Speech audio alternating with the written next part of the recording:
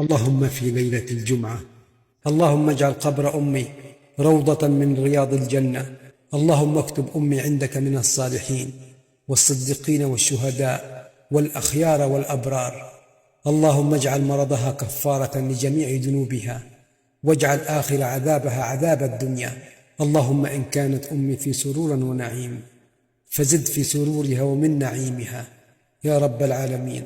اللهم إني أسألك لها الدرجات العلى في الجنة، وأسألك لها خلاصا من النار سالما يا رب العالمين. اللهم أطعم أمي من ثمار الجنة كلما حسن وطاب. اللهم اغفر لها وارحمها عدد ما قالها ويقولها القائلون من أول الدهر إلى آخره. اللهم ارحم أمي الغالية فهي أغلى ما فقدت، وأسألك يا رب أن تغفر لها وتنزل الضياء على قبرها. اللهم أنس وحشتها وارحم غربتها وأنر ظلمتها وآمن روعتها. اللهم أنزل نورا من نورك عليها وارحمها يا رب العالمين.